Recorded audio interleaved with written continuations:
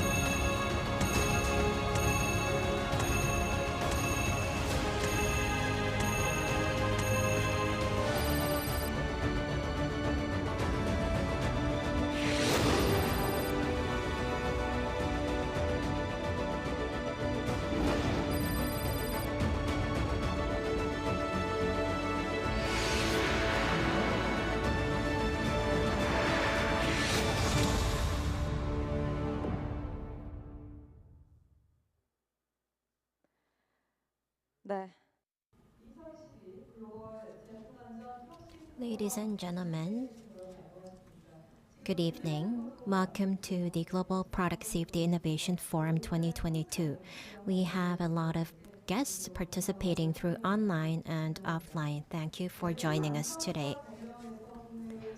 Regarding product safety, we are going to have a discussion with various experts from home and abroad, and I'm very happy to be here with you. I'm your MC today, and I am Kim Yeonjin. It's a pleasure to meet with you. Marking its fifth anniversary, the Global Product Safety Innovation Forum is an event to share global product safety trends and policies and build network that began in 2018. In 2020, we discussed ensuring safety of online products under the pandemic, and in 2021, we shared insights on safety management for advanced products related to IoT and AI. This year's theme is efficient product safety management with digital transformation. I look forward to spirited discussion. So many industries have been considering digital transformation that has led to a lot of changes, and product safety management is no exception. We have speakers joining online just like last year who are leading experts in product safety of their respective countries. I hope this forum provides an opportunity to share insights. Without further ado, let's kick off the Global Product Safety Innovation Forum 2022.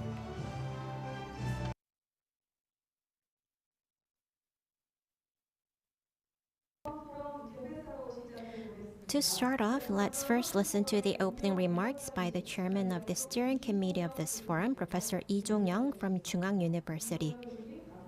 Please welcome Professor Lee with a big round of applause.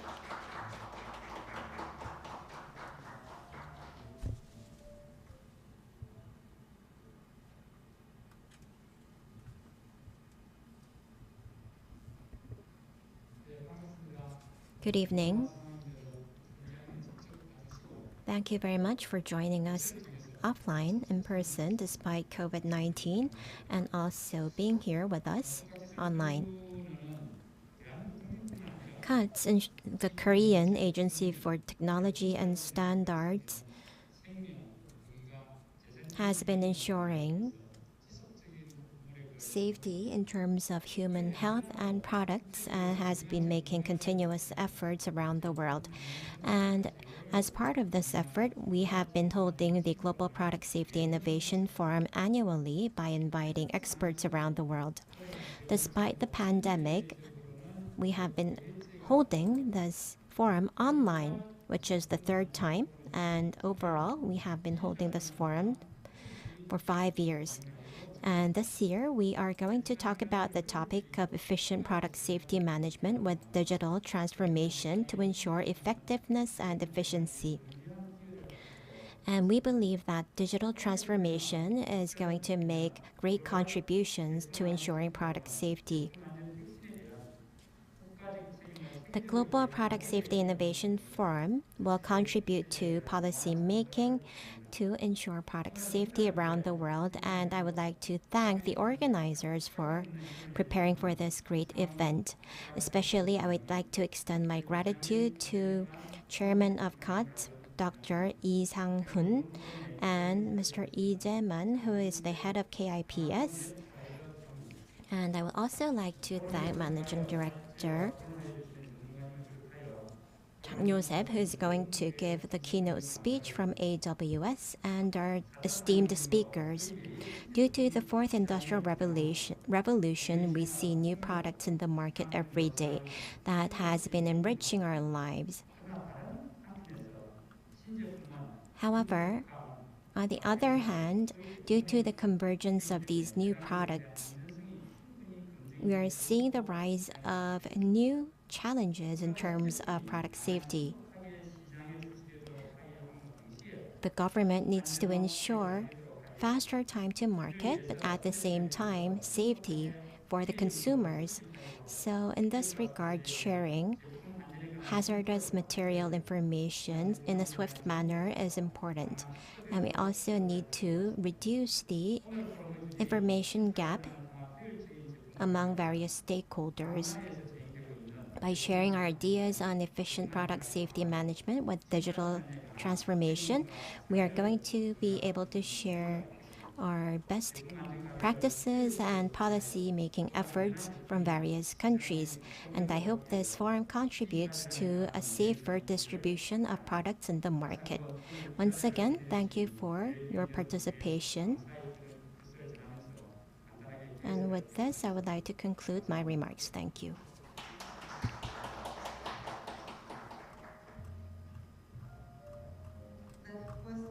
Thank you very much, Professor Lee, for that opening remarks. He has reiterated the meaning of this forum and the expected outcomes. Thank you very much once again. Now we will listen to the congratulatory remarks from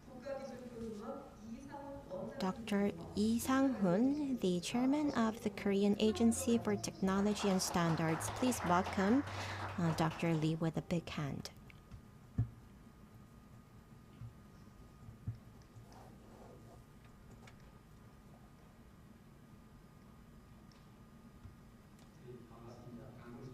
Good evening. I am Lee Sang-hoon, the chairman of the Korean Agency for Technology and Standards, in short, KATS. Just a few years ago, our lives have been centered around physical contact, but due to the pandemic, contactless interaction no longer feels awkward. Businesses, school, government agencies, and banks have restructured their operations for online interaction, and every aspect of the society has been migrated to online with digital technology under digital transformation. Also, for production, distribution, and usage of goods, digital transformation has been a key issue. So, being able to share global policies on product safety and discuss ways for global cooperation at this meaningful forum gives me great delight. Let me first thank our Dr. Lee Jong-young, the chairman of the Global Product Safety Innovation Forum, for hosting the forum. Our keynote speaker, Mr. Chang Hyun-se, VP of AWS, as well as our speakers, Dr. Kim Tae-oh, online speakers, Mr. Stephen Hanway from the US, Geraldine Koch from the UK, Ms. Megan Goodwin from Australia, and Ms. Julie Xie from China, and participants joining despite your busy schedules. Distinguished guests, from the clothes that we wear to electronics that we use at home, without product safety, our lives could be threatened anytime. There could be economic losses, of course, but accidents caused by hazardous materials and fire could pose greater danger. Also, new lifestyles caused by COVID-19 has led to a wide range of new products around the world, revealing the limitations of the existing safety management system. We are in desperate need for efficient product management through DX. To respond, KATS has been striving to reduce the blind spots in safety created by the expansion of online markets and eliminate illegal and faulty products in the market. To this end, we're exploring multifaceted ways for efficient product safety management through DX. For instance, you can check recalled products around the world and safety issue reports at a glance with the Product Safety Information Center that we run. Certification status and safety-related information are provided as open API for the private sector to utilize public data. We've also been expanding the penetration of our system to deter the sale of hazardous products and setting up the standard system to classify online products. But this is not enough. Product safety nowadays is not confined to one country. Any product can be sold anywhere in the world. So, to ensure product safety, global cooperation around the world is essential. That's why we've gathered regulatory bodies of key countries to understand different policies at this meaningful global forum.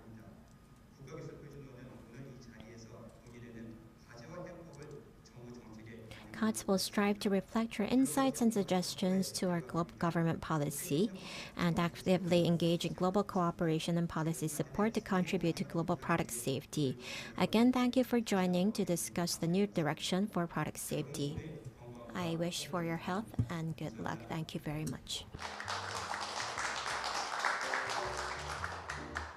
네, 고맙습니다. Thank you so much. We just heard from Mr. Lee. He delivered a word of congratulations. I'd like to extend my sincere thanks to every one of you for being with us today. He emphasized the importance of product safety. Based on our discussions today, and the policies will be improved. Thank you for your word of congratulations. What will follow is keynote presentation under the topic of sustainable ESG through digital transformation. Mr. Chang Yan-se will deliver a presentation. He served as the general manager in MIQ, and now he is with AWS. Please welcome him with a big hands. Hello, ladies and gentlemen. As introduced, I am Chang Yan-se from AWS. And actually, it is quite difficult to pronunciate my name. Anyhow, it is very nice to meet you.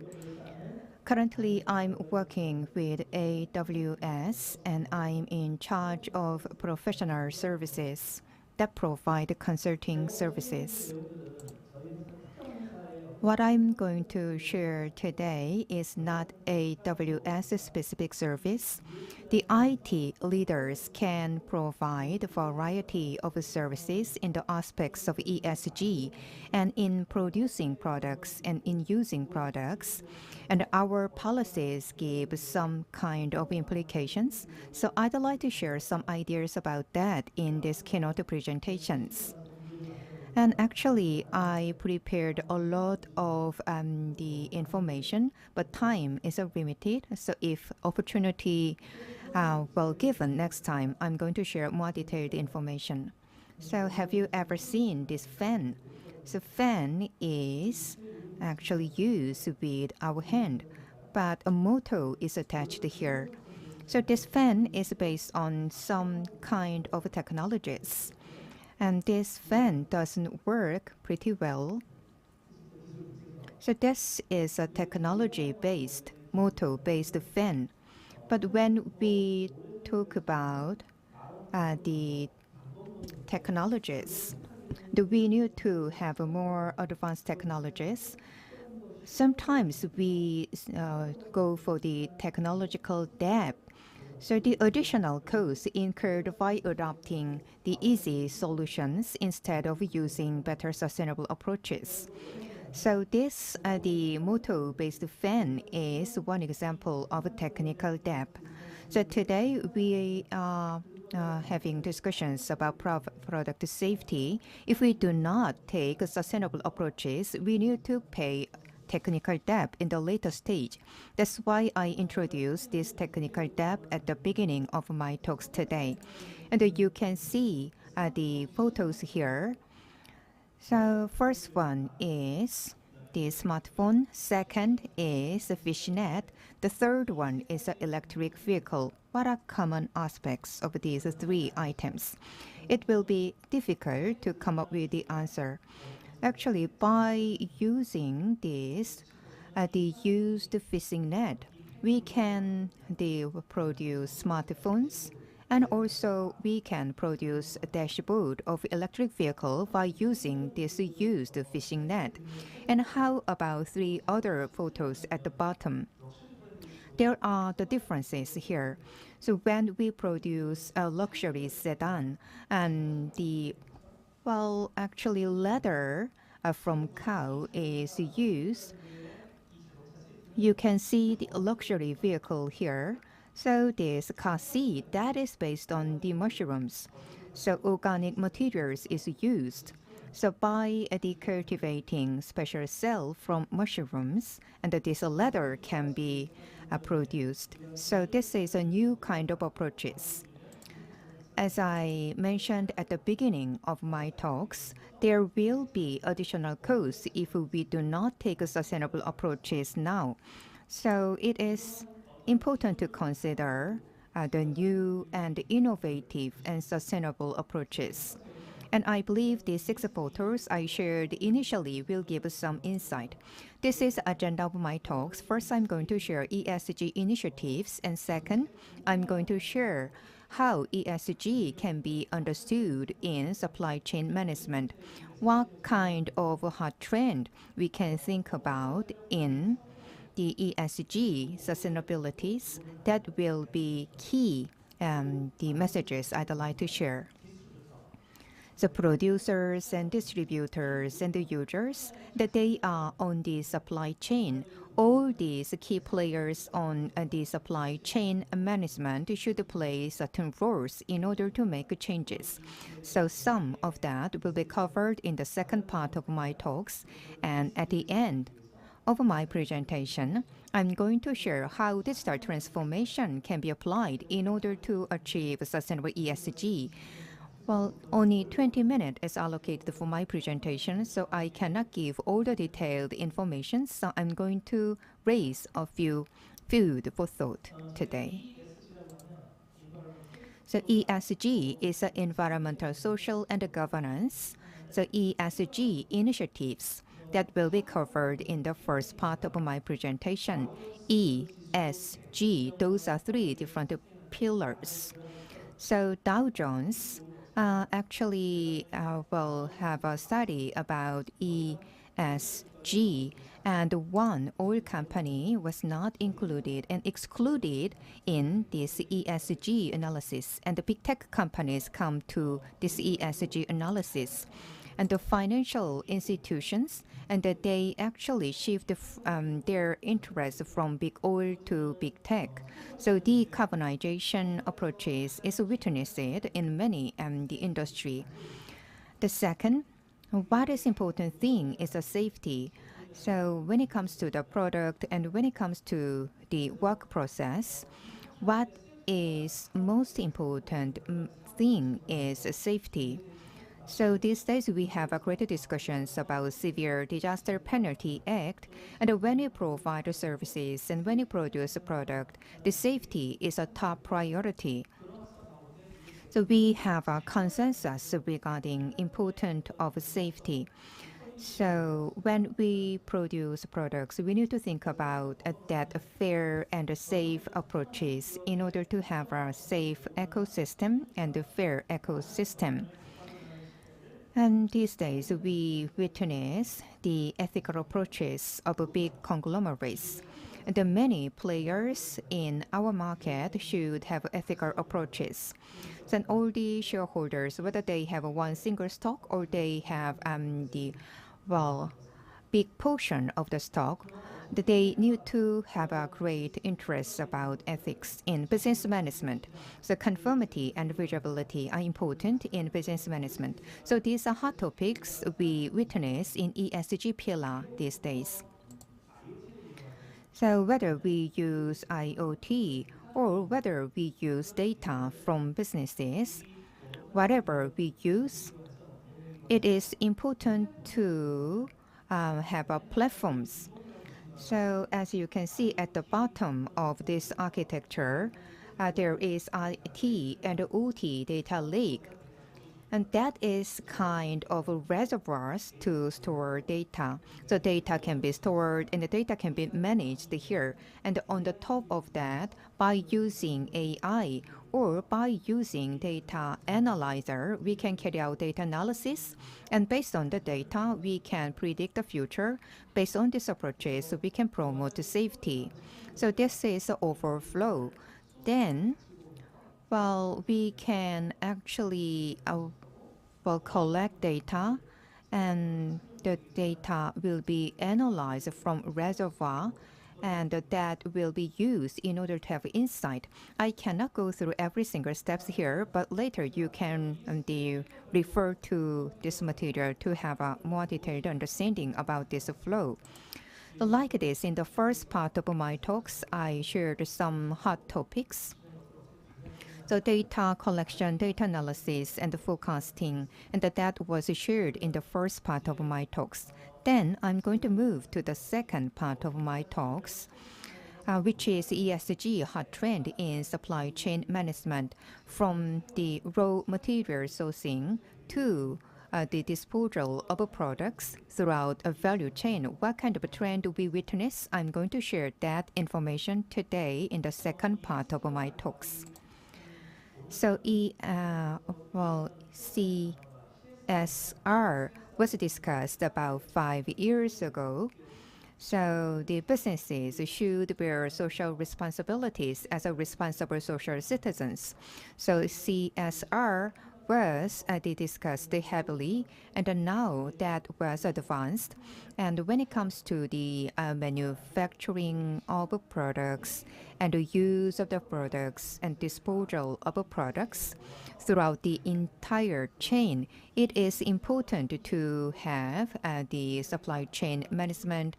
And in supply chain management, ESG should be considered. At the bottom, you can see the floor. On the left side, you can see the role supplier can play. And after that, you can see the role the manufacturer can play. And following that, you can see the role distributor can play. And at the end of the chain, you can see the role customers can play. So throughout the entire supply chain management, each different players should bear great responsibilities.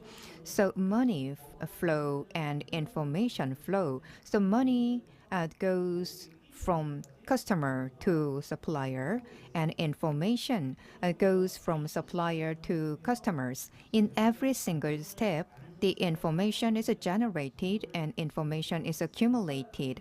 So from the stage of a supplier, information should be collected and information should be analyzed. In order to do that, it is crucial to have a platform. And it is also important to have an exclusive body to handle all these matters. And also we need to have a certain process to support that. So what kind of the matters we should consider regarding ESG implementation and realization in supply chain management? So in ESG, in the pillar of social, the safety receive great attention. And also, there are other matters we should consider.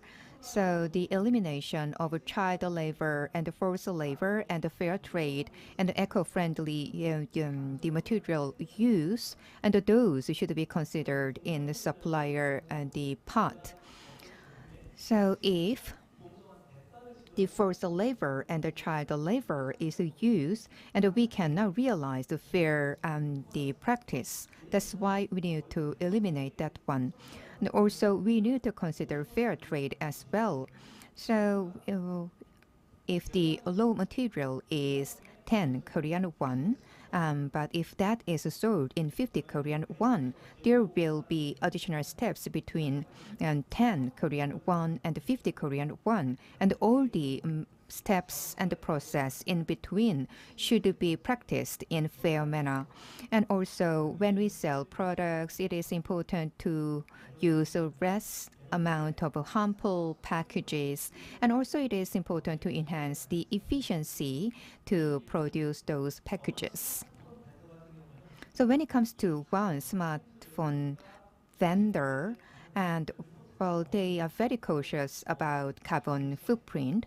So the memory chips and also the semiconductor, the components, in order to sell that components, it is important to provide carbon footprint the information as well. So in private sector, those information and the requirement gets strengthened. And the labor, the force, the safety, and the health, the requirements get strengthened as well. And also, when it comes to the recovery of waste materials and work safety practices in using heavy the equipment such as the forklift, and those should be used and managed in more safety manner.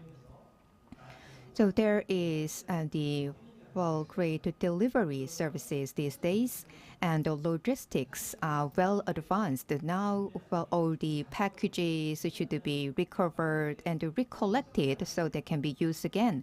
And also in producing the packages, and it is important to secure the safety and hygiene of those packages.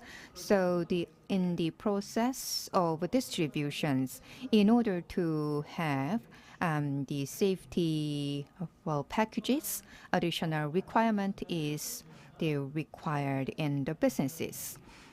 And after the use of materials, we need to have safe disposals. So let's say we move to the new place and location. In the case, and we actually dismantle the many home appliances, for example, air conditioners. When we dismantle air conditioners, harmful gas will be leaked. So that should be considered and that should be well managed as well. So all these matters well written in directives. So the France and the Netherlands and the Germany and the EU parliaments, and that they write down very specific directives in order to ask businesses to abide by all these matters and requirements. In order to reduce the impact, there is a grace period that is given to the business. So all these newly introduced the requirement and the policies can be soft landed in the society. And I believe by watching European cases, and we can have implications. Then how we can introduce digital technologies in order to make changes in all these new practices. So in the traditional supply chain, we develop products and source the materials. All these were done in different silos. So product developments and product plan, product sourcing and product the manufacturing and product delivery and product support. All these were done in silo manner. But as we move to digital supply network, all these the different silos are connected. So from the product sourcing to disposal of products, by having digital supply network, we can secure product safety. By having digital supply network, we can accumulate all the information from point A to point Z. Then what kind of technologies can be applied in order to make transitions, and based on that, how we can secure sustainable ESG. So when we talk about digital transformation, it is quite difficult to pinpoint exact definition of that. So let me take one example of a smartphone. When a first smartphone was introduced to the market, we realized that all different devices interconnected within one single smartphone. In connecting all these devices, one single device realized all these services that was realized from many different devices. So the monitoring, the analysis and monitoring was done in order to evaluate whether smartphone function properly. And also artificial intelligence algorithm was applied in order to check whether the smartphone functioned properly. Stephen Jobs did passed away, but he gave some the advanced understanding about design. So he said that design is not just about the look and feel, but design is about how it works. So interconnectivity and these instrumental the aspects and intelligent aspects were considered in order to produce this smartphone. So when you see one single these smartphones, interconnectivity and instrumental aspects, intelligent aspect and design aspect, all these elements are intertwined. So the smartphone provide great functionalities. So in New York State University, the professor Scott Galloway said the following. So he said, the companies can play the leadership.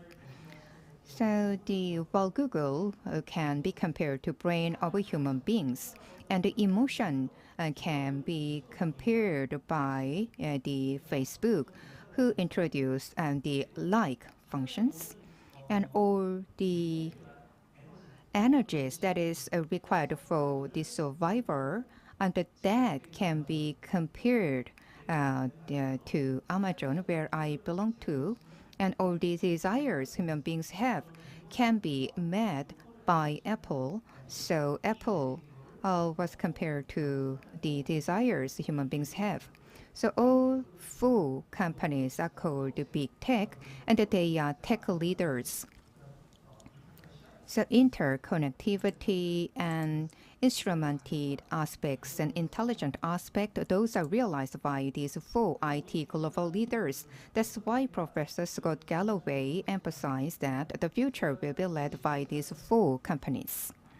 So what I want to suggest is, rather than you only focus on technologies, you need to focus on the organizations and processes, strategies, and business model culture, and the communications, which is the most important aspects. So Korea is not very good at communications. So in order to make a transition, so we need to focus on various elements, including communication capabilities.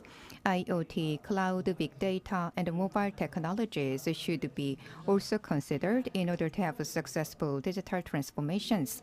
As you can see, all these elements are intertwined, so the convergence is a key word here. By having convergence of these different elements, we can shift from analog business to digital business. So, well, it is important to provide the unique experience and the unique operations and the unique cultures. Based on that, digital transformation can be done in successful manner. Well, I want you to cover all this information, but I believe you could not digest all these matters. But anyhow, next opportunity is given, I will share more information.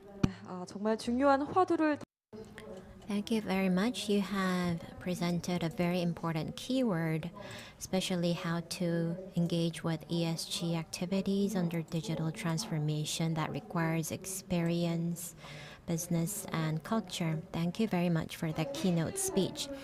Now we are going to move on to speeches from different countries, starting with Korea, followed by Australia, China, the UK, and the US.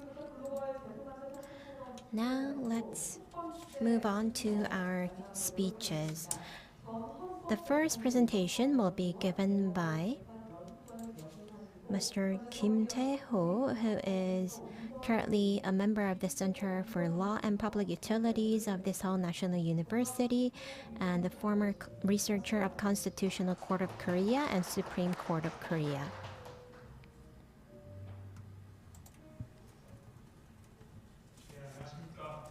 Good evening. It's a pleasure to be presenting before you at this meaningful forum. My name is Tae-ho Kim. So we don't have a lot of time today.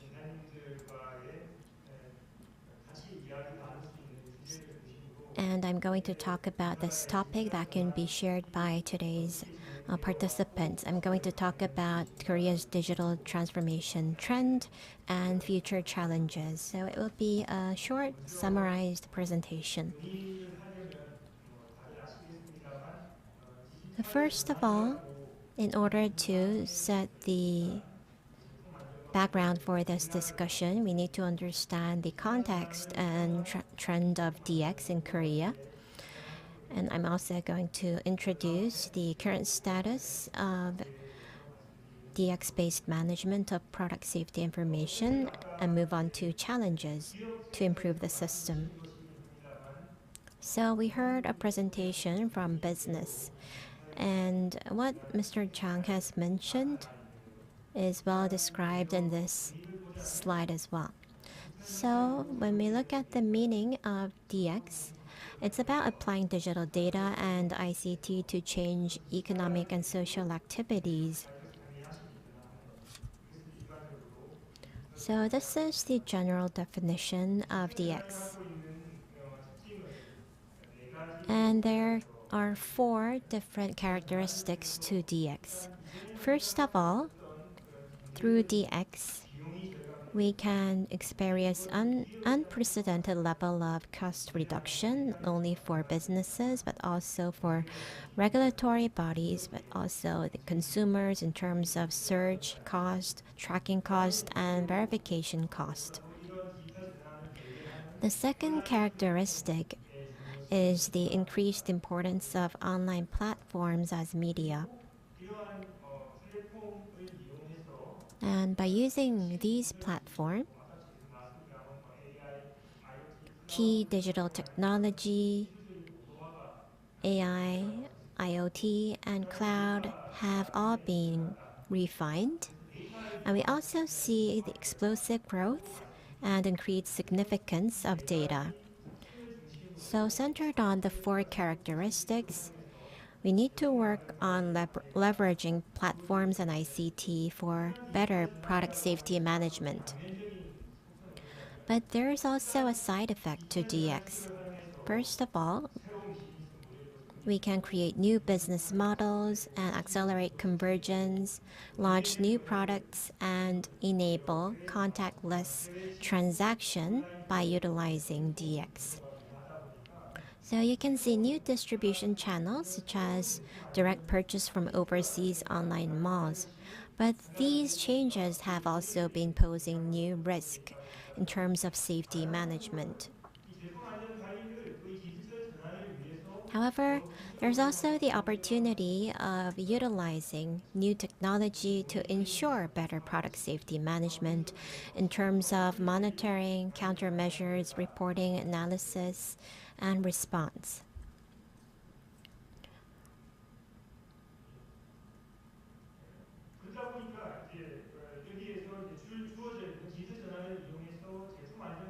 So by utilizing DX, we need to think about how to ensure efficient product safety management. So regulatory bodies could run platforms by themselves, but also we could support the platform operations of big tech to ensure compliance. By using platforms, we can examine product safety and take follow-up measures. Also prevent harms by providing information on recalls, hazard risk products, and uncertified products. And platforms can be divided into B2B platforms between distributors and producers, as well as B2C platforms between businesses and consumers. And these trends have been giving rise to the issue of how to regulate platforms. And with increased amount of data, we also need to think about how to manage such an abundant amount of risk information. So already Korea has been utilizing such information to digitalize product safety management, and we have made a lot of progress. For example, we have been running the Product Safety Information Center. It's an online platform to provide information that's run by COTS. So as you can see here, we provide information, safety certification information on 250,000 products, as well as information on 10,184 recalled products. And you can also refer to certification procedures. So information collection, analysis, and utilization have been improved. And what's important here is that consumers can access hazard information easily. And they can also access information on hazard and risks through the website of National Emergency Management Agency and Korea Police Service. And COTS has also been collaborating with various agencies to provide an integrated information management system. And safety-related public data can be also provided to the private sector. They can access information on certification in the form of Open API, and product safety and recall information can be searched by using Open API as well on this platform. And we've also been running the system to stop the distribution of hazardous materials and products. Relevant information will be sent to all distribution channels, and information can be utilized around 220,000 stores around the country. So we have been making progress to a certain extent with digitalization, but now let's talk about the future challenges. So to summarize the current status, we have been establishing a product safety management platform by using digital technology and have been providing information to various stakeholders to ensure digitalization of product safety management, and also been taking follow-up measures for product safety. So as such, we've been collaborating with the private sector and consumers, but there are so many new products. So we need interagency cooperation at the government level. And at the same time, government has its limitation in regulating these risky products by themselves. So it needs to think about how to induce online platform providers and the private sector to engage in self-regulatory efforts. So in the previous presentation, the issue of ESG was addressed. So ESG compliance has been carried out centered on big tech and large companies. So we cannot expect all types of producers to engage in such compliance activities and engage in digital transformation. So we need to think about how to come up with a governance system that can support such SMEs. And we also need to think about utilizing applications. But even if there's an app, encouraging the consumers to utilize the app is another story. So that would be one of our future challenges. And we need to actually help the users feel the benefit from these apps. And we also need to think about protecting privacy and personal information, as well as trade secret in terms of data collection and usage. With this, I would like to conclude my presentation. Thank you for listening. 네, 고맙습니다. Thank you so much. We just heard from Mr. Kim Tae-ho. So he actually raised the homework we should do in the future. And the next, we are going to invite Ms. Megan Goodwin from Australia ACCC. So let's invite her. Please go ahead when you are ready. Thank you. My name is Megan Goodwin, and I am a Senior Project Officer in the Consumer Product Safety Division within the Australian Competition and Consumer Commission. Today, I will provide an overview of how we are using technology to reduce the knowledge gap in product safety information. The ACCC is an independent Commonwealth organisation. The ACCC is responsible for administering the Competition and Consumer Act, which includes the Australian Consumer Law and Product Safety Provision. The ACCC has a shared jurisdiction with other specialist agencies for product safety regulation of consumer goods. Consumer goods are those intended to be used or are of a kind likely to be used for personal, domestic, or household use or consumption. Under this model, the ACCC is the lead national regulator, and other state and territory and specialist regulators have similar roles in their state or in relation to a specific product, such as medicines, chemicals, vehicles, and food. Which agency takes up a product safety issue can depend on how widespread it is, its seriousness, and whether the product involved is a general consumer good or is regulated under a specific regime. As the national regulator, the ACCC works to identify and address product safety hazards that are posed by general consumer goods not covered by a specialist regime. The ACCC can take enforcement action, engage in broad compliance and education activities to ensure that consumers have a general expectation that unsafe goods are not supplied, and suppliers are aware of their obligations. In Australia, suppliers are expected to ensure their products are safe. If a product is not safe, consumers have a right to a refund and can seek compensation for damages and loss caused by a safety defect in a product. Economic modelling estimates that in Australia, there are approximately 52,000 injuries and 780 deaths caused by unsafe products each year. However, the ACCC only receives around 13,000 product safety reports per year, with the likely product safety reporting rate being less than 5% in the adult population. From an industry perspective, 2 in 3 do not think about product safety.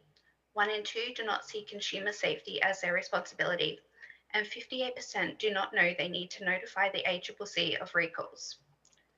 From a consumer perspective, 1 in 2 have never heard of a recall, and 1.7 million recalled products remain in homes.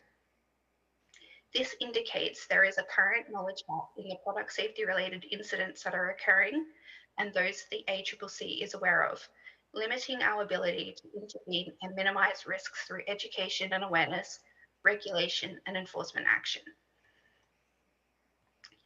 The ACCC is building a product safety intelligence capability to better inform strategic prioritisation of issues and improve our ability to proactively address harm caused by unsafe consumer products.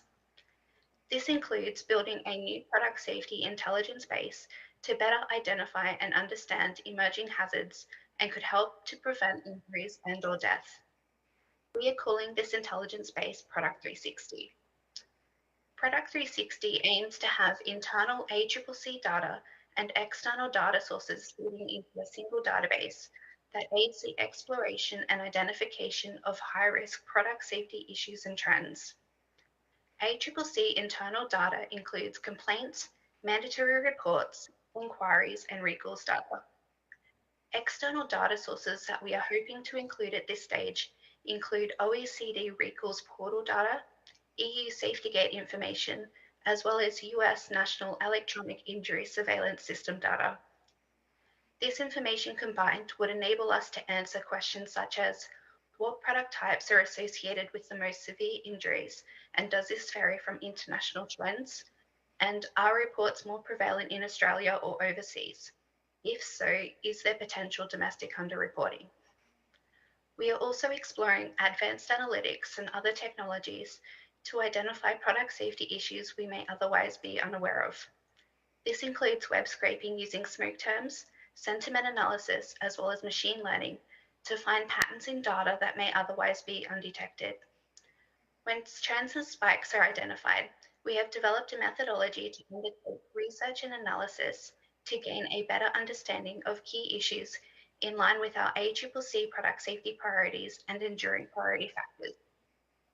This includes drawing on internal and external data sources I have mentioned, as well as contacting relevant stakeholders to make data requests, for example, obtaining hospital data. This enables us to assess the potential risk of harm to consumers and to inform robust evidence-based recommendations about next steps.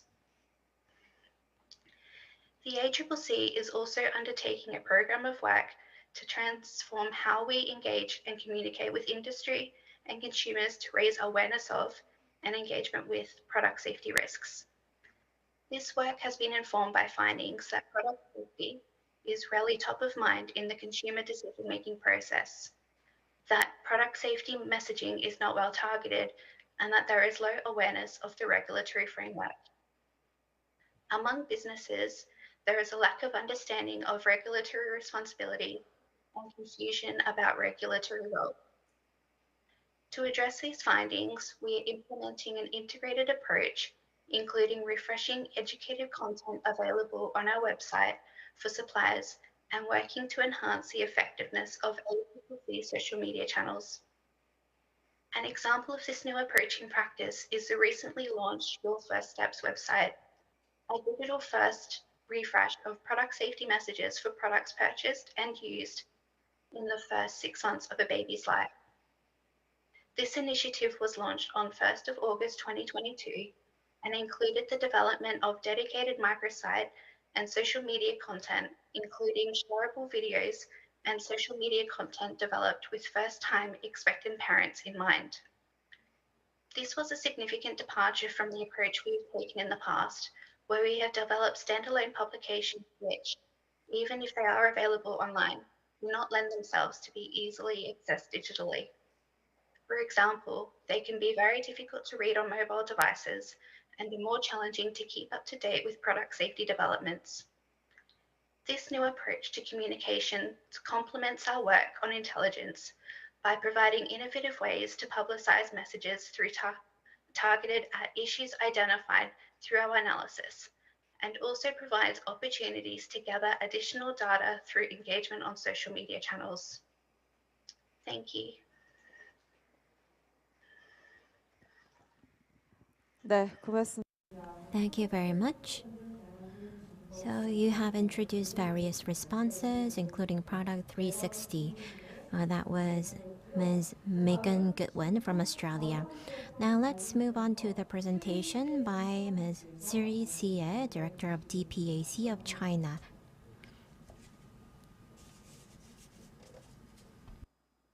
Ladies and gentlemen, today we are discussing the issue of digitalization in the field of product safety management through online methods, which is very meaningful.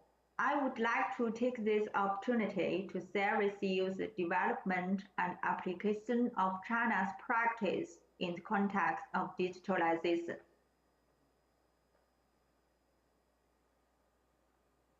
Part 1. Digital transformation and product safety regulation. Digital transformation has a profound impact on consumption. On one hand, the internet has fundamentally changed the shopping way of consumers. Ordering or purchasing goods and services through the internet has become an important part of consumers' daily life. The outbreak of COVID-19 has further promoted online consumption. On the other hand, the IoT is growing exponentially, changing the daily work and life of many consumers, making life easier and providing a higher level of consumer protection.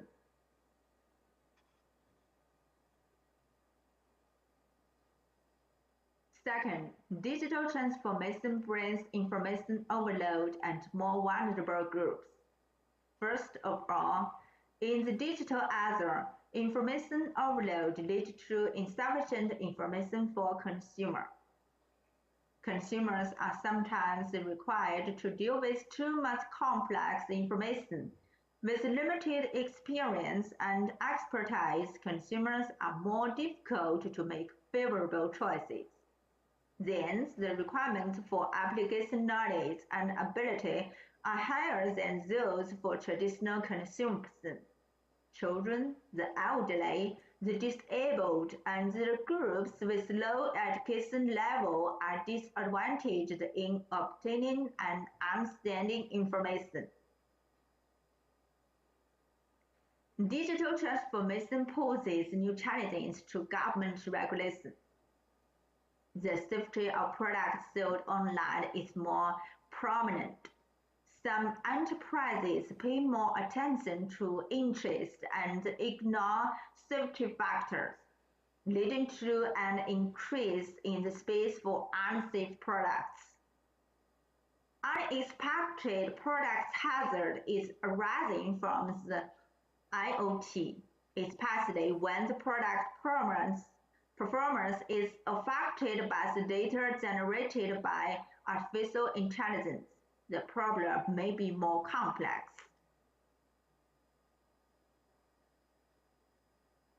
The existing system is sometimes unable to solve new problems in the context of digitalization. Under the environment of Internet of Things, data security, privacy protection, and product security are interdependent and overlapping. It is easier for regulators to cross their functions. Besides, the traditional product safety responsibilities and obligations may not clearly correspond to the new world of IoT. Part 2, China's practice. China has actively explored the digital transformation of product safety regulation technology. Digital transformation of product safety and defective information collection require operators to establish the system for collecting, analyzing, and handling defective information of products sold online.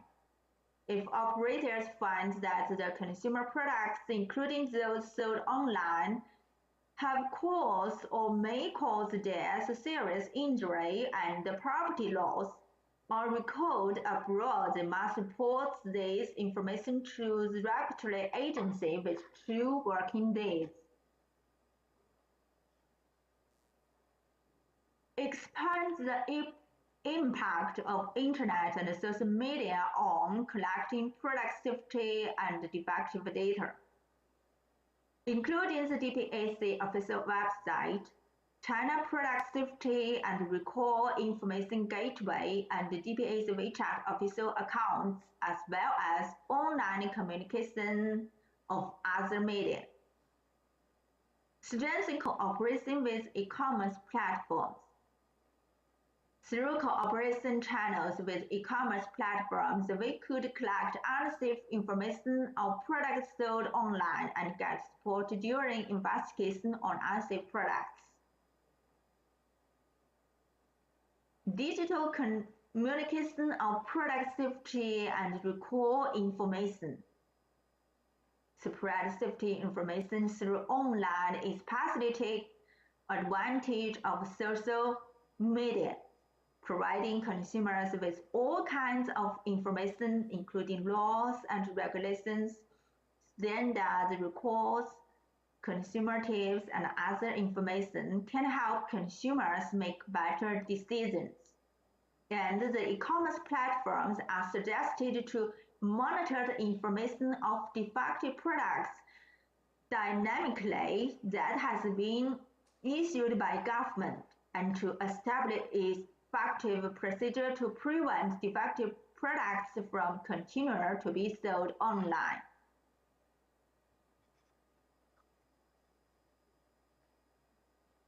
Pay attention to vulnerable groups and reduce the gap of information.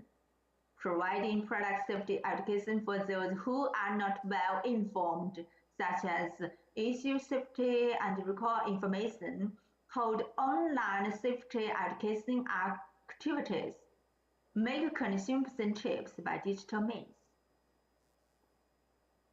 Part 3, Consideration and Suggestions. Nowadays, the economy and society have changed, and the product safety supervision policy should also be innovative and reflect the characteristics of the times. Firstly, in the digital era, strengthen product safety regulation to ensure personal safety, environmental protection, and data security, while reducing trade barriers. How to solve the new legal problems brought by digitalization, including the challenges brought by the Internet of Things to traditional supervision, such as standards and compliance certification, defect investigation, and recall.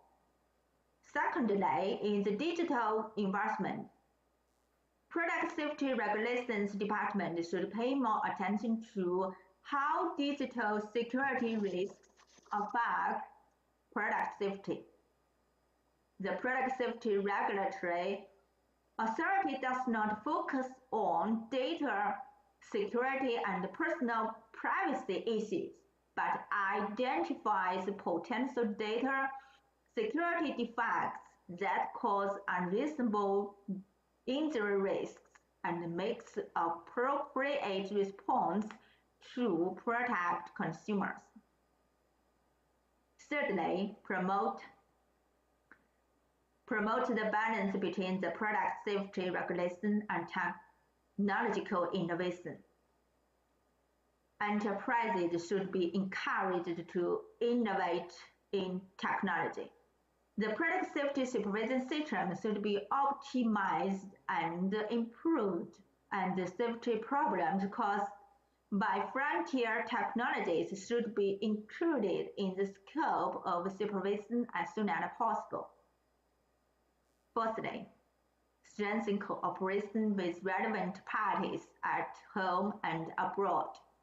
In order to ensure the consistent security of consumers, international cooperation and dialogue should be strengthened to promote the improvement of security regulatory methods in the digital field. Thank you for listening. Finally, I would like to express my sincere thanks to our host, CAS, for their thoughtful preparation for the conference. I wish the conference a complete success. Thank you. Thank you. That's it. We just heard from Ms. Siri Xie. So she shared considerations and suggestions. Let's move to the third presentation. For this, we are going to invite Ms. Jerisin Koshi. So let's invite her. So when you are ready, please go ahead. Thank you so much. And thank you for having me here today and for this great conference. I've learned so much already, so thanks to the other speakers. Just very quickly to introduce myself. So I'm Geraldine Kosh. I'm an independent product safety consultant here in London, England. I work as a project manager for the injury data collection in the UK. I know injury data was mentioned, which is fundamental to product safety. So just wanted to mention that. I'm also the technical British standards, and I've worked on projects with the European Commission as well.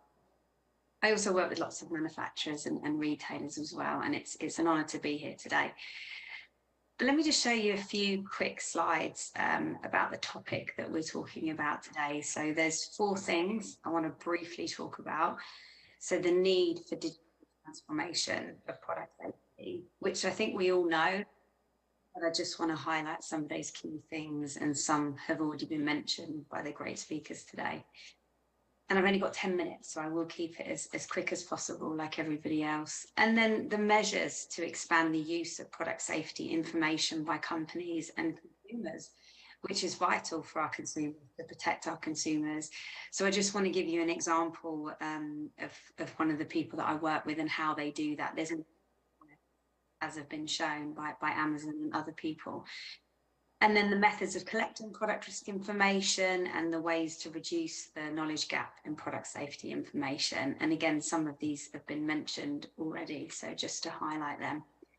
So why do we need digital transformation? I think we all know everything is digital. I have 2 young children, everything they do is digital. They can't do some of the basic things like cleaning the house, but yet they can do really difficult digital things on the computer. So the world is very digital, so we need to adapt to that, and we can use that. Data is so important. As mentioned, injury data is a fundamental thing. Consumer complaints, I know was mentioned earlier by Mr. Young about the importance of the platform to predict the future. And if we don't learn from the past, then it's a terrible shame for product safety. So we need to use that data to help us digitally to understand what's going to happen in the future. And we can do that with so much that's out there. So we're ensuring supply chain and product compliance specifically. Diverse supply chains. It's, you know, I can order direct from source and it will come to my house. I don't even have to leave my house now, which is awesome. But obviously there's been a change in the way that we get products at home as consumers. So this data and the digital information that we have can really support us, and it can support to improve the product safety in the supply chain. So it can drive improvements when we have that data. It can also help financially, not only the businesses in terms of their resources and budget, but the cost of injuries and customer complaints are significant. And it's difficult sometimes to put a financial figure on that, but you know, the emotional and all of the rest of the, you know, the costs associated with bad products and unsafe products, we can really help focus that and make the process in all generally more efficient, where everyone is a lot happier to do that. So I just wanted to show you this system, and there's lots of systems out there, and this is actually the ICW system, where information is put in. You can, from a business point of view, or even a supplier point of view, or when they're questioned by an authority, they can share the information really easily. And communication was mentioned earlier as a challenge. To be able to communicate efficiently, effectively, quickly, is such a benefit to all organizations. So having all of this data in one place, and businesses tend to work in silos. So everyone works very differently, and sometimes they don't talk to each other. So having the product safety related information in one place is really key. So who are your factories? How many do you have? How many suppliers do you have? What are their performance levels? Are they happy? Are your customers happy with the service that they're getting? All of that can be put into here. And in addition, you can understand what type of testing you're doing. We have legal compliance testing that's mandatory or voluntary, or it could all be mandatory really, but where are you focusing most of your efforts? And if so, is there a problem with your raw material supply chain, for example? So having all of this data in one place is really powerful to be able to understand and drive improvements, as I mentioned earlier. So how do we do this? You know, what are the methods? We mentioned injury data. One of my favorite databases is the CPSC. I know we possibly have a speaker in a moment from the CPSC, the Consumer Product Safety Commission, and their NICE database. It's phenomenal. I wish we had something here in England, but we're working on it. In Australia, they have amazing databases, in Canada, in other countries as well. And working together and putting all that information in one place, we can learn so much together. And it was really exciting to hear about what's happening, you know, the database in China and all of these other systems I wasn't even aware of. But if we share this recall and corrective action data, we can really help with product safety in future. And as mentioned, you know, from Australia, the database they've made for the first 6 months of a child's life, that sounds phenomenal. Tapping into consumers, and they are communicating on social media. So you can get a lot of information on social media where people are complaining about products, where they won't actually complain to the authority, or they won't actually complain to the company. So we have lots of information out there that we can use to our advantage and to help us develop safe products. So how do we reduce that gap? What are the ways, you know, to reduce the gap? I think exactly what we're doing here today, which is phenomenal. This is like a global conference, which is phenomenal to see people from different areas of the world. And thank you so much for CATS for having me and for putting this on. But this is so important. We need to continue to talk about the issues that we're facing individually as countries, but also collectively, because there will be a lot of similarity. So building that network with the team here today is fundamental. And research, I know we had the university here today and collaborating with universities, and I do that here in England and also in other countries. Research is at the front of that. And a lot of data is published in research, in peer-reviewed journals on things like magnet ingestion, button and coin ingestion, those types of things. It's fundamental to keep up to date with that. And the knowledge, because knowledge is power, and it is a real shame if we don't share that. So it's been an absolute honour to share my knowledge and experience and to hear everyone else's knowledge and experience and research and build this network. So thank you so much for having me, and I look forward to any questions that you have.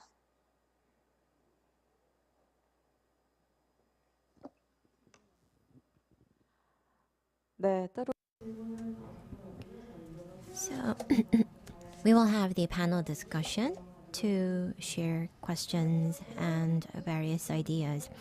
And that was Ms. Geraldine Kosh from the UK. Thank you very much for the presentation. The next presenter is Mr. Stephen Hanway from Consumer Product Safety Commission of the US. If you're ready, please go ahead. Global Product Safety Forum. The topics I'll discuss today, as we've been discussing, is our need for digital transformation, expanding the use of companies, of information for companies and consumers, methods for collecting product risk information, and ways to reduce knowledge gaps. First, the need for digital transformation. Nearly all of the product safety data the CPSC uses contains narrative descriptions of the incident or potential incident. Analysis of these data across thousands of products and hundreds of thousands of records is manually taxing to categorize all those incidents by product hazard, failure mode, and other things of that nature to be able to identify patterns within the data. We've also got increasing volumes of data coming to us and that could come to us that we would like to analyze if we had the capacity to do so. So to cope with these realities, we're working on using machine learning to analyze these data. However, those who have practiced machine learning would know you need to develop good training data, which is still a manual exercise. You need data that is categorized in order to train your machine learning models to identify the patterns in the data. So it's still a laborious process when you get started. When it comes to expanding the use of product safety information, one of the ways that we do that is to make data publicly available so that others can do their own analyses. We make data available via NICE Online. That's our National Electronic Injury Surveillance System. And it's a completely queryable product that people can get to by visiting our website. Likewise, we have saferproducts.gov, which is mostly reports to us from consumers about incidents they've had with products that they use, but that's completely queryable and downloadable by the public. And as recently as the last 2 years, we've added the online data clearinghouse, which has additional reports that come to CPSC that we share with the public so that they can do their own analyses. And we hope by making that available, more people will learn about ways to make products safer, or at least be alerted to products that they might consider unsafe. And additionally, we prepare data and share it with voluntary standards organizations. So we look within our databases and find the reports that would be of interest to those voluntary standards organizations. We also do have to make sure that we are sharing information that we're allowed to share, so they're not necessarily allowed to see all of the reports that we have, but there are ones that we can share. We also share information with manufacturers. When we become aware of an incident involving their product, and it's a report that has come to us, but not to them first or at the same time, we notify those manufacturers so that they are also aware of incidents that involve their products. And of course, as I mentioned, there are some restrictions on what we can share. So we can't necessarily share everything with everyone, but we share to the maximum amount that we are able. The methods for collecting product risk information are many, and some, if you were to seek to similarly collect information in another country, may be restricted by some of the laws and practices that are available locally, as well as your own resources. But in our country, for example, manufacturers are required to share information that they become aware of involving their products. If there's an incident, they're required to report that to us. Similarly, we've got some retailers who voluntarily participate in a retailer reporting program. And that's one of the places where we get the large volumes of information that I mentioned earlier.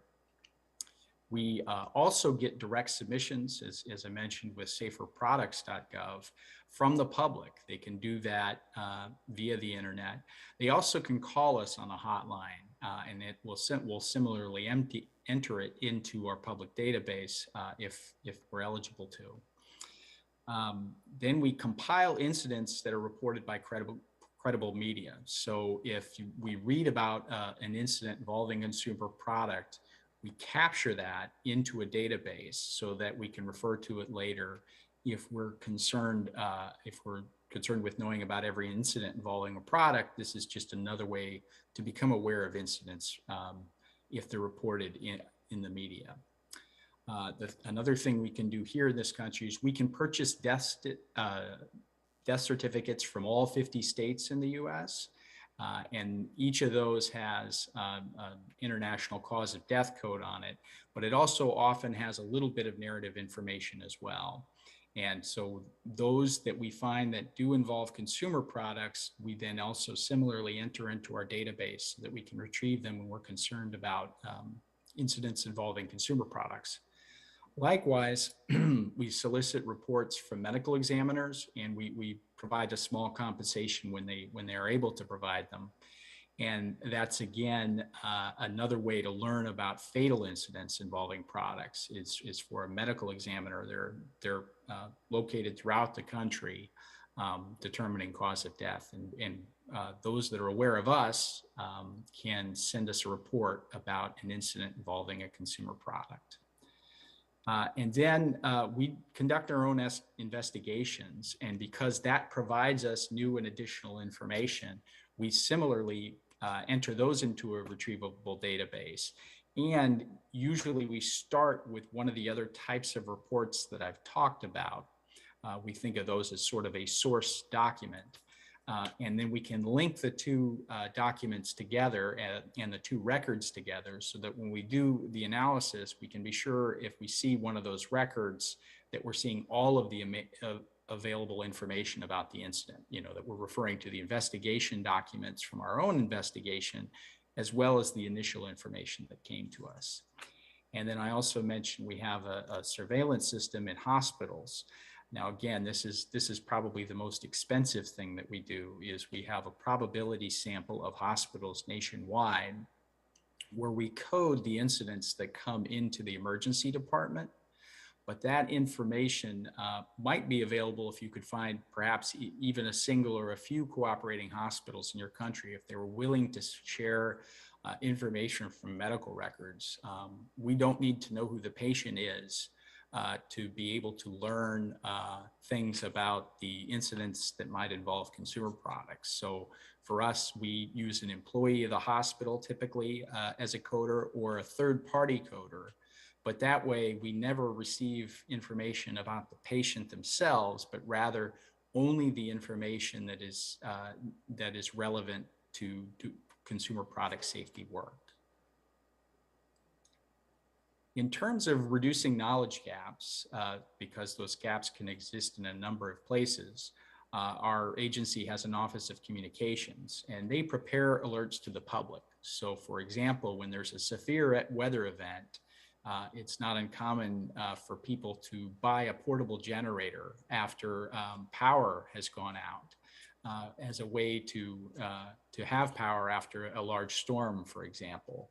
But we know that there's a hazard with those in that the products of combustion produce carbon monoxide. And we don't want people to be poisoned by that.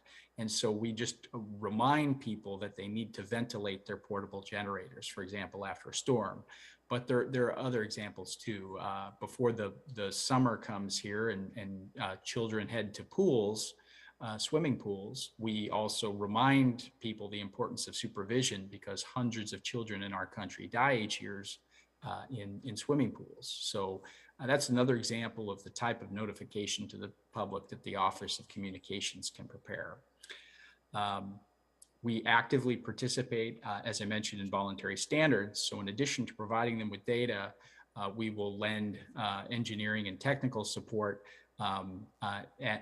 as voting members at times to make sure that the voice of our agency, but also our technical expertise is considered as voluntary standards are made. And then, of course, our commission, who actually votes on rules involving consumer products, we seek to provide them all the information they need to make an informed decision. So we commonly will prepare briefing materials. And when we prepare those for the commission, they're also published to the public, so everyone can see what we send. And in fact, when a rulemaking is underway, the information is first put out in an initial briefing, but then we allow the public to comment. So we make sure we have considered everything we need to know. And then the other way that we can share information is through conferences like these, where we collaborate with researchers and other stakeholders in public safety. Just wanted to share some resources here that might be useful to you as you seek to get more information from us about consumer product safety. The first link, cpsc.gov/data, is a link that'll take you to both NICE Online, but also our online clearinghouse. Also, I mentioned saferproducts.gov, which is not only a place that people can submit incident reports, but it's also a place you can search the incident reports. Additionally, there are some pieces there for manufacturers so that they can become registered, so that they can learn their information quickly, have it easily retrievable, and so forth. We also have an Office of International Programs. So if you're interested in collaborating with us and you're in another country, we have an Office of International Programs. So that Richard O'Brien is the director, and I've left a number there as well that you can call if you're seeking to connect with him. And then we have a regulatory robot for manufacturers. So again, if people are seeking how to comply with our consumer product safety standards, the link below is a method that a person can learn more about the rules and sort of navigate the many that might apply to different consumer products. And I'll conclude there. Yeah. Yes, it's recorded well. And can I ask you something? Yeah.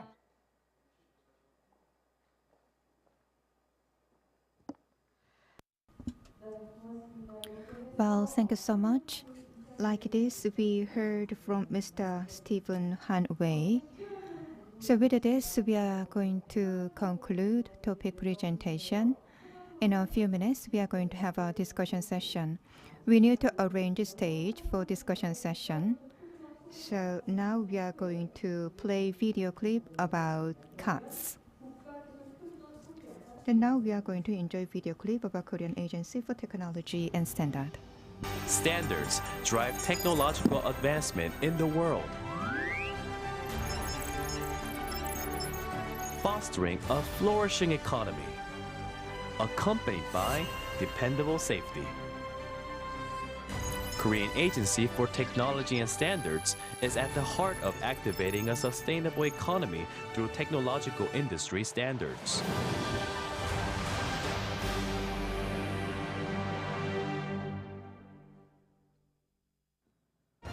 CATS, with a history of nearly 130 years, CATS achieved global competitiveness through the KS system and the National Unified Certification System. With strengthened manufacturing technologies, supported Korea's development of new technology, Furthermore, CATS became the invisible power to drive the national economy. Better life, sound society. CATS will continue to exert our utmost efforts for a sustainable world.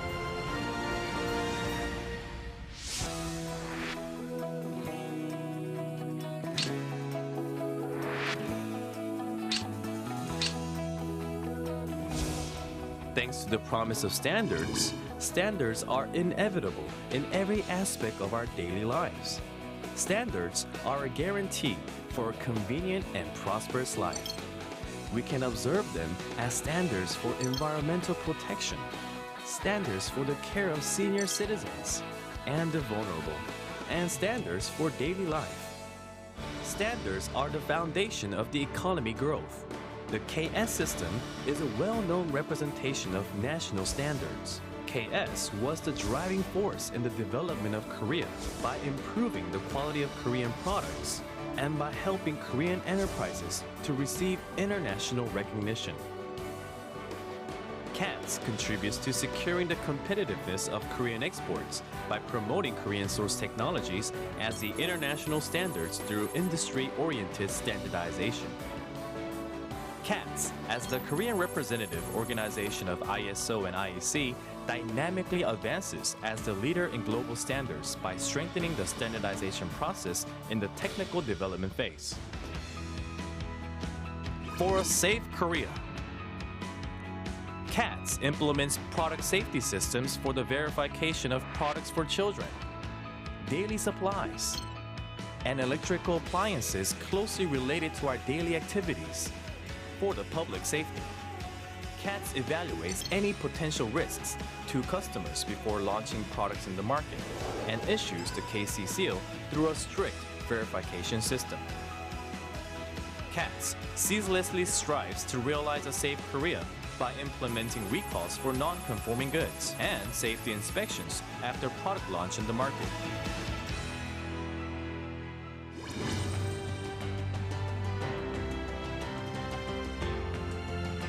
CATS, as an organization that is responsible for conformity policy, assesses and verifies compliance of a product or service with standards or safety criteria. CATS implements the official certification system for evaluating and verifying the compliance of new technology certificates products. Furthermore, CATS endeavors to secure the competitiveness of the test certification industry through a strategy that develops and supports the promising test certification service. CATS establishes a legal metrology system for fair commercial transactions and for protection of consumers by setting a framework for legal units of measurement and by controlling legal measuring instruments and pre-packaged products. Under the Measures Act 13, categories of legal measuring instruments are strictly controlled. CATS makes every effort to avoid hampering business activities and remove obstacles to trade in terms of standards and safety regulations. Moreover, CATS resolves difficulties of exporting companies by tackling technical barriers to international trade, which has been consistently increasing as a result of trade protectionism dispersing throughout the world. When a business activity is hindered or a citizen is experiencing any inconvenience, CATS resolves the issues and makes a logical and rational change to the relevant policies for the nation to function effectively. CATS will be a leader in fostering a creative economy and in improving public satisfaction by implementing a user-oriented policy customized for both the public and the enterprises, the promotion of international standards and certification competitiveness, the safety management of the products, and the general management of technical regulations. The ways of life, created by standards, adding value to the ways, safety to value. We will dedicate to open up a new world for comfortable and prosperous lives. 네, So like this, we enjoyed the video clip about CATS. Then now we are going to have a panel discussions. So under the topic of efficient product safety management through digital transformation, we are going to have a discussion session. Then let's invite the panelists. First, Professor Kim Jun-sung and Mr. Kim Tae-ho And Mr. Ji Kwang-seok, please come up to the stage. So we are going to invite 5 speakers and Mr. Ji Kwang-seok from Korea Consumer Agency for this panel discussion. On the Zoom platform, we have Ms. Megan Goodwin from ACCC, and also we have Ms. Jiri Sie from Defective Product Administrative Center, and Ms. Gerald Koshi and Mr. Stephen Huntway from United States and the UK. And for this panel discussion, I'm going to give a microphone to Professor Kim Jun-seok from Seoul National University. Hello, ladies and gentlemen. I'm moderator Kim Jun-seok. I'm from Seoul National University. So today we had discussions about efficient product safety management through digital transformations. By inviting experts from 5 different countries, we have discussions about product safety management. I believe that today's discussion will make great contributions in order to enhance the level of product safety. I'd like to send my sincere thanks to every one of you for being with us today and sharing insightful ideas. And by inviting 5 speakers and Mr. Ji Kwang-seok from Korea Consumer Agency, we are going to have discussions about efficient product safety management through digital transformations. So first, we are going to have discussions about the perspective of consumers. So I'd like to ask a question to Mr. Ji Kwang-seok and Ms. Megan Goodwin from ACCC. My question is the following. Digital transformation gives great impact on consumers, so the importance of efficient product safety management is increasing. So my question is, what kind of a benefit consumer can have from digital transformation? And where should we focus more to improve product safety management? So let's invite Mr. Ji Kwang-seok first.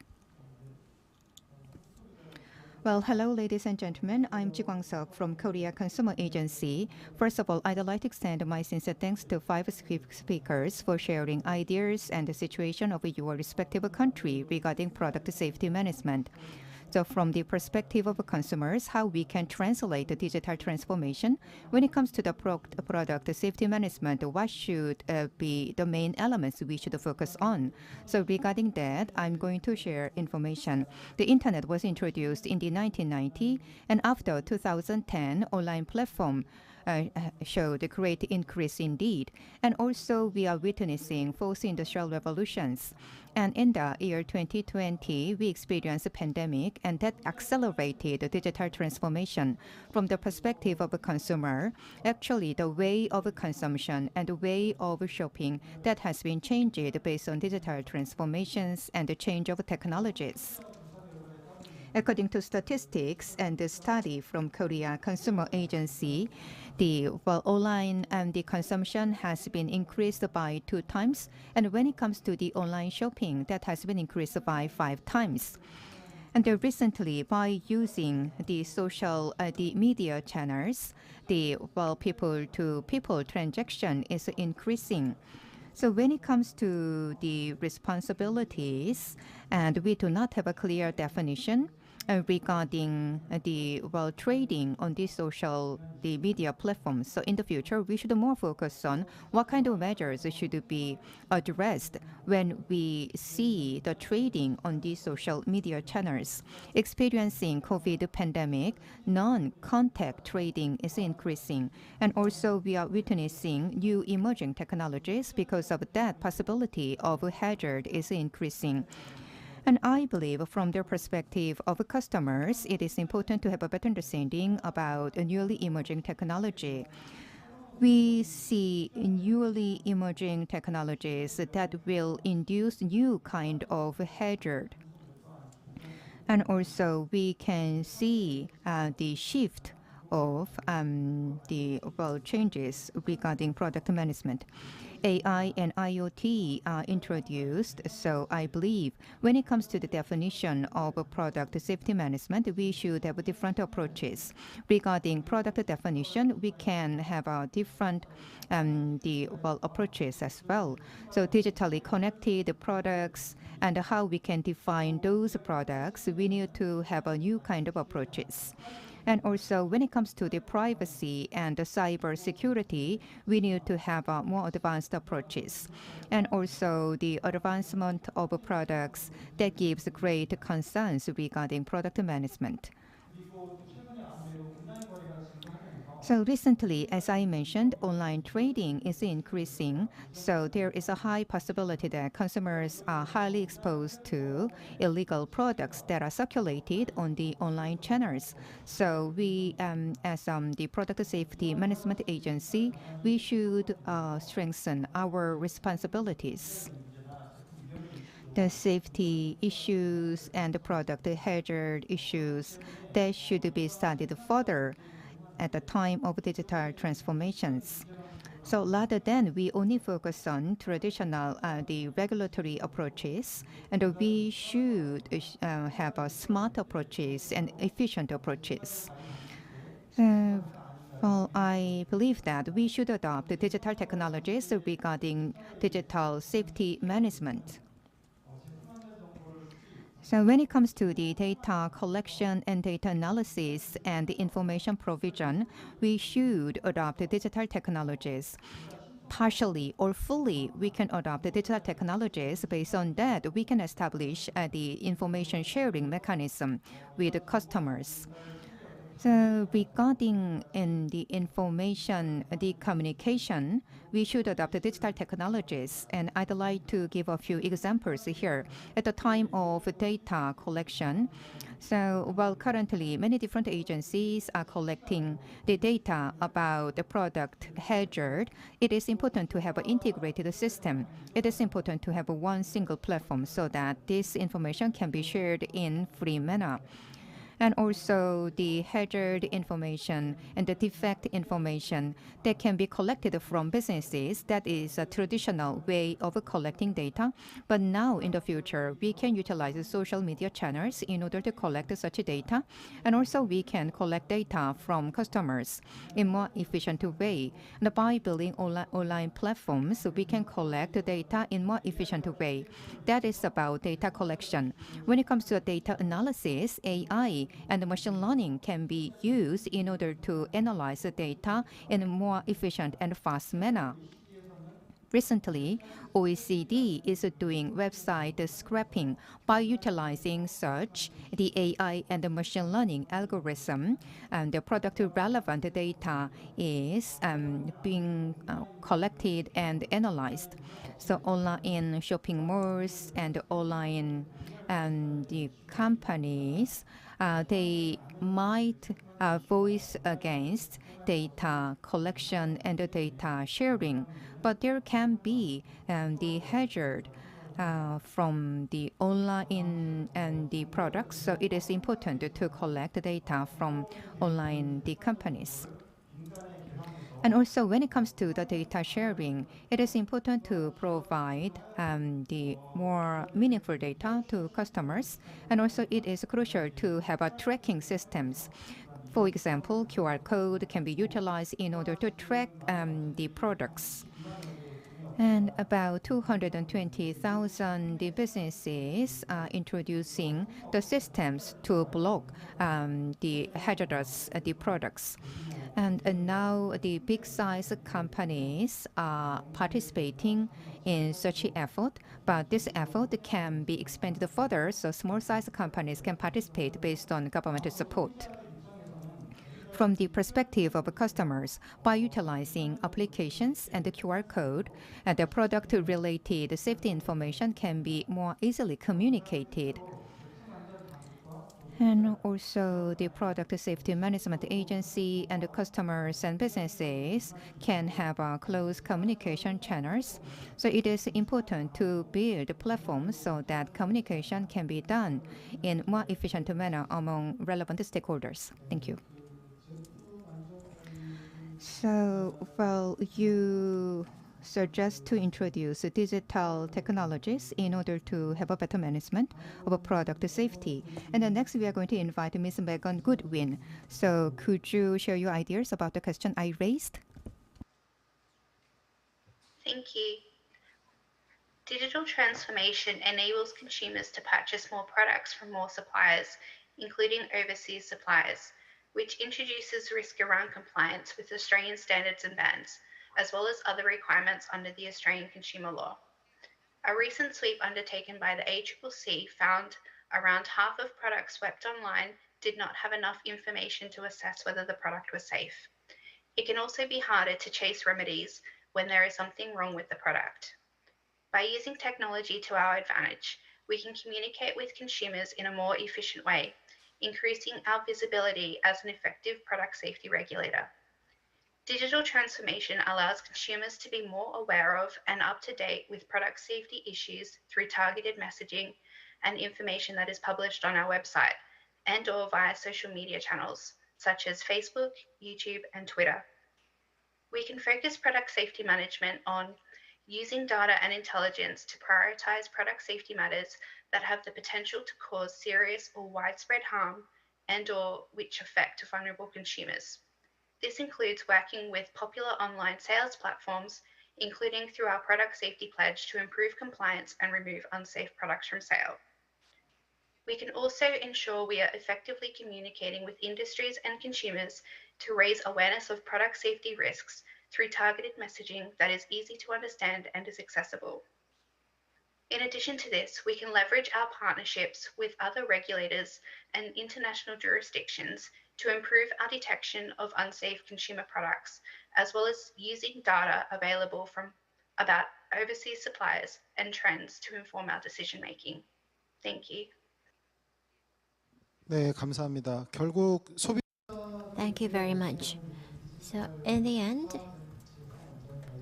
we need to think about how to provide DX-related information to our consumers. Next, let's talk about the role of government and businesses to ensure the utilization of product safety-related information. So, as DX accelerates, countries have been running product safety information platforms to provide better access to information for consumers and businesses. The problem is that the platforms are not used that much by consumers and businesses. And especially, I think there's a role to play for the government and businesses in terms of increasing the usage of platforms. So what would be the roles of government and business? Let's start with Ms. Kosh. Hi, thank you. I think there's a significant role for companies and businesses. And the key thing that they can do is work together with various organisations such as government. There are many great examples here in England we have where the government has worked with industry and also worked with consumers as well. So putting consumer alerts out at different times of the year, a bit like what Megan was talking about for the ACCC. So when there's different times of the year and as well, and from the CPSC, different times of the year, then to raise alerts when we know from data, from the digital information that we have, fireworks, pools, those types of things, we can use that to make consumer friendly information. And there's some really great examples already out there with the network that we have here and tapping into the social media side of it. So understanding, the first 6 months of life, as the ACCC have done, is really challenging for consumers and businesses. It's an opportunity, but how can we share that information? And I think there are some businesses that do that really well.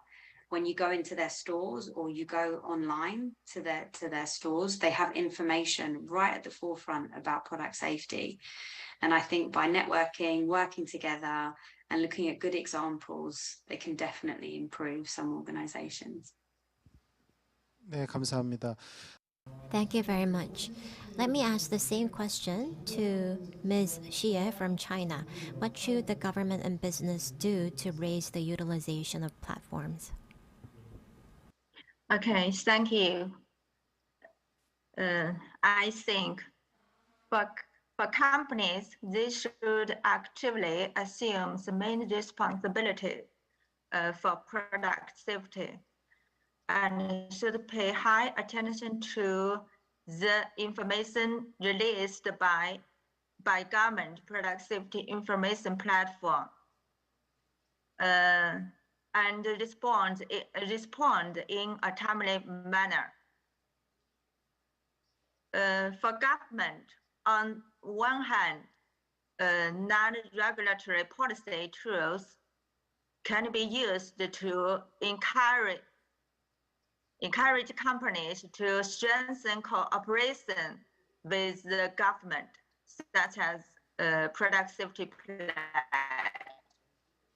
On the other hand, ways of communication with the public should be innovated, including using advanced communication tools to spread the benefits of the government's product safety information platform to consumers. At the same time, the information of the platform itself should be very valuable and well directed, which can be used as a basis for different consumers' decisions, especially very convenient for consumers to use, not just some data. And that's all. Thank you. 네, 감사합니다. Thank you very much.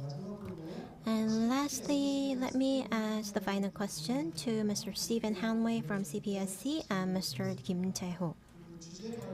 So as mentioned in the presentation, digital transformation has resulted in a lot of changes in product safety management. And for efficient digitalization, what type of support do governments need to provide in terms of systems and institutions? And DX-based product safety management look different in each country. So I think in a globalized world, different policies of each country must be shared. So what can we do to strengthen international cooperation? Let's start with Mr. Hanway. Well, certainly we want to make available all of the information that we make available to the public here so that countries around the world can benefit from things that we've already found, particularly products we have recalled in case it recalls in your country need to be made. In terms of the resources that we feel like we need, it does require some investment from government. We want to have the computing resources. We want to have the human resources, which are the people who are trained to do the work of data science, to identify the records that we have that are most important and most requiring of action. The metaphor we often use is needles in haystacks, that there's a lot of information that doesn't require our action, and we would like to have a powerful magnet that would pull out the information that most requires our action. And much of that involves building algorithms and hazard identification tools electronically to bring those to our attention. 네, 감사합니다. 다음으로 Thank you. Then let's listen to Mr. Kim's answer. Thank you for the great question. So Mr. Hanway just mentioned a lot of good ideas and policy support. But if we turn our eyes to a different direction, we are living in the era of digital transformation. But I think there's a limitation for the government to do everything to respond to this new trend. And businesses have the expertise in terms of technology, so I think we need to encourage businesses to more actively provide information related to product safety. So the government must lay the foundation to enable this in terms of establishing a governance system and working as a channel to encourage international cooperation. And I did have a question I wanted to ask to Mr. Hanway. So you mentioned there's a voluntary standard organization. So is that an NGO or what kind of organization is that? I don't know what that is, specifically, well, I think we need to also work on cooperating with those organizations. And like ASTM that we have here in the U.S. and ASTM International, and they are helpful in bringing together members of industry as well as consumer advocates, medical professionals to consider all elements of product safety. If a solution is proposed, the industry will make sure that it's a practical solution. If there's a concern that a standard that's under consideration doesn't provide enough safety, the advocates and the medical professionals can bring that point of view to those sorts of discussions. And then they ballot and vote on what it is that the voluntary standard will become. And so you're trying to establish a broad consensus in terms of what can be agreed upon voluntarily to make products safer. And then our agency stands behind that to say that if a voluntary standard is not effective enough, we might make a mandatory standard. So there is some motivation for them to find a good voluntary solution.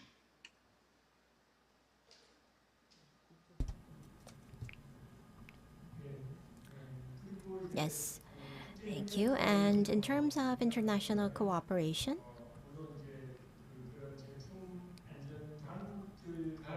Some of that information is published as well. Some of it requires a subscription, but I think it would be available to those around the globe to look at what the ASTM voluntary standards are and promote them within their countries. Certainly people selling those products to the US are already aware of those standards, but I think in other countries you could certainly seek to emulate those standards and see if you can get industry to voluntarily comply with them around the globe. 네, 감사합니다. thank you very much. So, Mr. Kim, you have anything to add regarding international cooperation? Yes, thank you. So, as just mentioned, we have those methods for international cooperation, but I think there are regulatory bodies or expert bodies that can get together to come up with a guideline for action or to set up a common standard for public safety. I think that would be a good idea as well. Thank you very much. So in the end, I think we need a platform to gather the expertise of different leaders in product safety in each country to guarantee product safety for consumers and utilize DX in the process, and also encourage the participation of companies.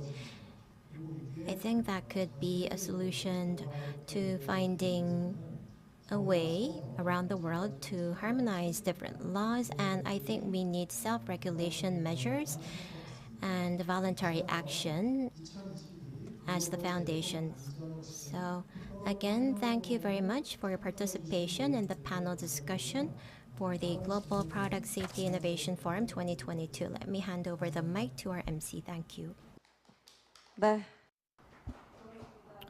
Well, thank you so much. Please repeat hands to moderator and panelist.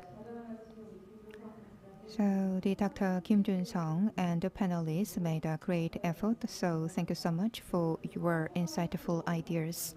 With this, we are going to wrap up discussion session.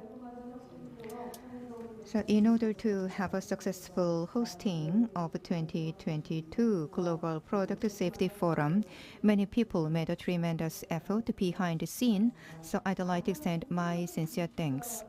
Now safety has become national agenda.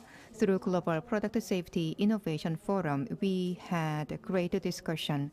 We could expand international expert network and share the latest global issues related to product safety. This is a time to wrap up today's forum. I'd like to extend my sincere thanks to all the participants for being with us today. This is the end of 2022 Global Product Safety Innovation Forum. I was Kim Yeon-jin. Thank you for your time.